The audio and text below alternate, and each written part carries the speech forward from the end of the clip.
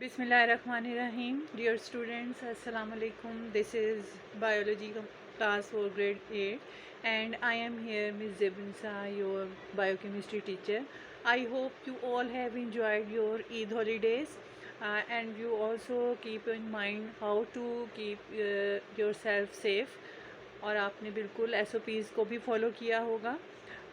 Students, today we are going to start chapter number 3, that is of biology.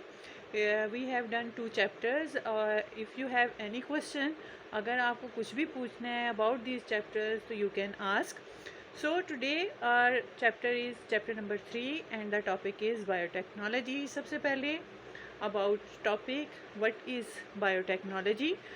Before understanding biotechnology को समझने से पहले आपको ये समझना है कि what is technology. So technology is the application of knowledge in the areas like engineering and medicine is called technology.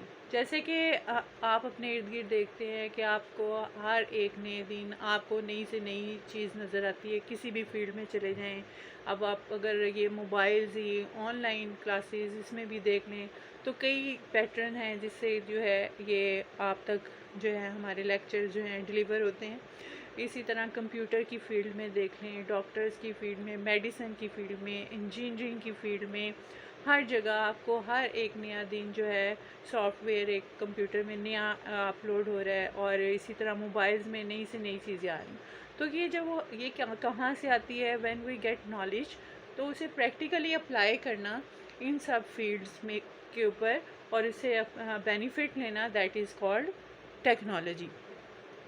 What is biotechnology? Whenever you hear a word bio, it means जहाँ भी कहीं bio का word आएगा तो it means it is related with the living things. यानी living things के लिए जो भी टेक्नोलॉजी जो है वो बेनिफिट उनके लिए जो यूज़ हो रहा है, that is called biotechnology. Students, आपने कभी ये सोचा है कि ये जो आप ब्रेड खाते हैं ये कैसे बनती है, या आप जो योगर्ट, दही, चीज़, पनीर या विनेगर जिसे हम आम ज़ुबान में सिरका कहते हैं, और बहुत सी ऐसी मेडिसिन्स हैं, ये कैसे बनती हैं, हम इन्हें कैसे बनाते हैं. तो इनको बनाने के लिए माइक्रो ऑर्गेनिज़म यूज़ किए जा सकते हैं, यूज़ होते हैं. जैसे कि बैक्टीरिया है जो बेनिफिशियल भी होते हैं और हार्मफुल भी होते हैं इंसान के लिए. तो इन सब चीज़ों में जो है माइक्रो ऑर्गेनिज़म का use for the production of these thing is called biotechnology. इसको बायोटेक्नोलॉजी कहते हैं. इसके अलावा फर्मेंटेशन इज़ अ प्रोसेस जिसको ख़मीर लगना कहते हैं. फर्मेंट किया जाता है और इसके जो पिज़्ज़ा जो है आप लोग आम तौर पे खाते हैं, उसकी जो डो बनाई जाती है, दैट इज़ ऑफ फर्मेंटेशन. वो फर्मेंटेशन के थ्रू बनाई जाती है. और टिश्यू कल्चर भी एक टेक्निक है जिसमें एक थोड़ा सा टिश्यूज़ लिए जाते हैं प्लांट्स के या एनिमल के, उनकी ग्रोथ की जाती है और उसे दूसरी जगह पे ट्रांसफ़र किया जाता है और पूरा जो है एक न्यू ऑर्गेनिज़म डेवलप हो जाता है उससे.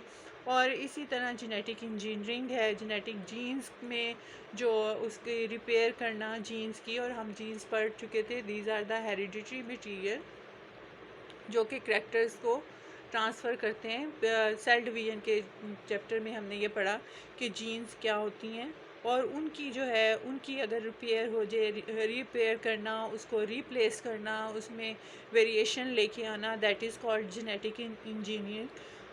ये सब जो ऐसे प्रोसेसेस हैं और टेक्निक्स हैं जिसमें कि माइक्रो ऑर्गेनिज़म यूज़ होते हैं.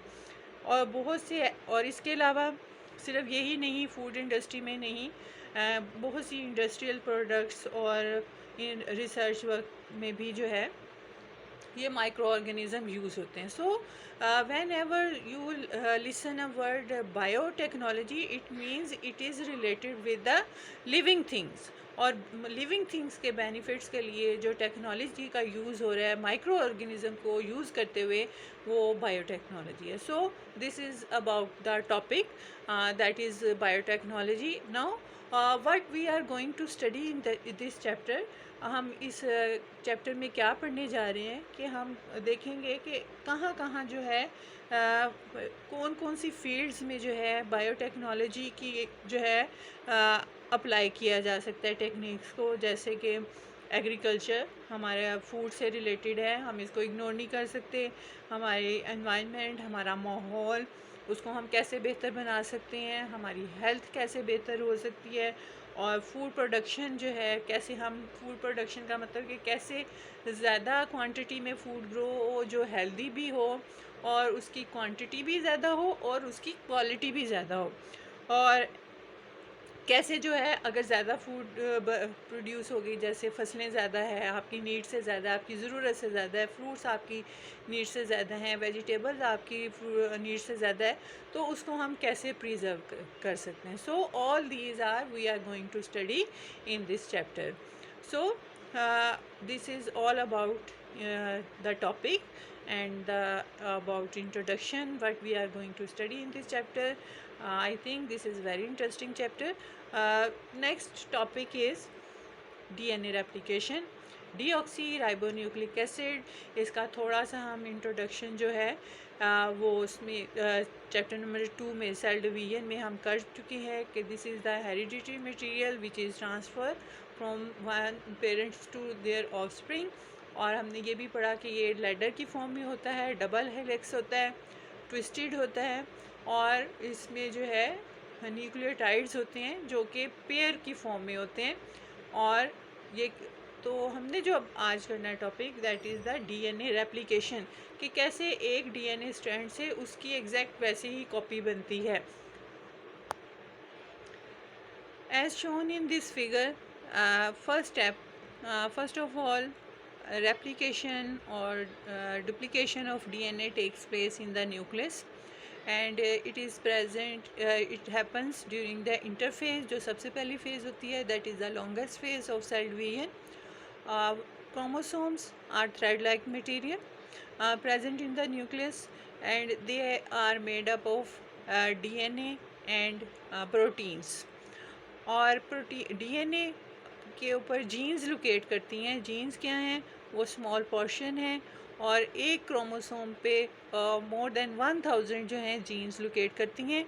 ये जैसा कि हमने प्रीवियस चैप्टर में डिटेल में पढ़ा कि जीन जो हैं वो कंट्रोल करती हैं और पेयर की फॉर्म में होती हैं और हेरिडिटरी मटेरियल है. So first step of DNA replication is the untwisting of DNA. अब ये आप दे सकते हैं कि ये लैडर की फॉर्म में है. तो फर्स्ट स्टेप ये है कि पहले ये स्ट्रेट हो जाता है, अनट्विस्ट हो जाता है, जैसे कि ये लैडर की फॉर्म में आ गया. फिर नेक्स्ट स्टेप में ये हाफ हो, ठीक है, दो जो है न्यूक्लियोटाइड उससे अलग अलग हो. उसके बाद क्या होता है कि जो है one double stand DNA molecule produce it's identical copy.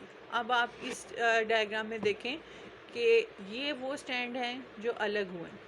अब ये स्टैंड अपनी जैसी बिल्कुल आइडेंटिकल कॉपी बनाता है, और दूसरा स्टैंड जो है दूसरी अपनी जैसी आइडेंटिकल कॉपी बनाता है. ये जो ब्लैक में शो हुआ है ये न्यू है, आप इसे कह सकते हैं डॉटर डीएनए, ठीक है.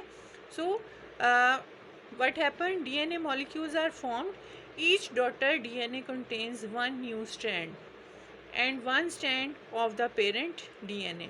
अब ये एक पूरा नया डीएनए बन गया. अब इसमें क्या है, ये जो रेड वाला है ये पेरेंट डीएनए है, और जो ब्लैक है वो डॉटर डीएनए. इसी तरह दूसरा, तो इस तरह जो है इसको आप कह सकते हैं कि ये ओल्ड स्टैंड है, ये न्यू स्टैंड है, ये न्यू स्टैंड है और ये ओल्ड स्टैंड है. And this is the replication of DNA. इस तरीके से जो है वो डीएनए रेप्लिकेट होता है, और ये न्यूक्लियोटाइड्स हैं जो आपस में ज्वाइन करती हैं, और ये पेयर की फॉर्म में होती हैं. एडेनिन, थायामिन, साइटोसिन और guanine.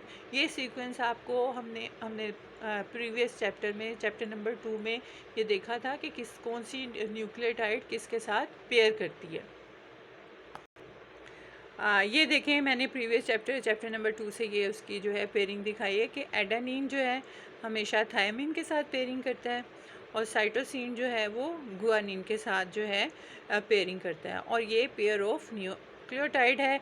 In this way replication और duplication of DNA takes place. That's all for today. Have a nice time. अल्लाह हाफिज़.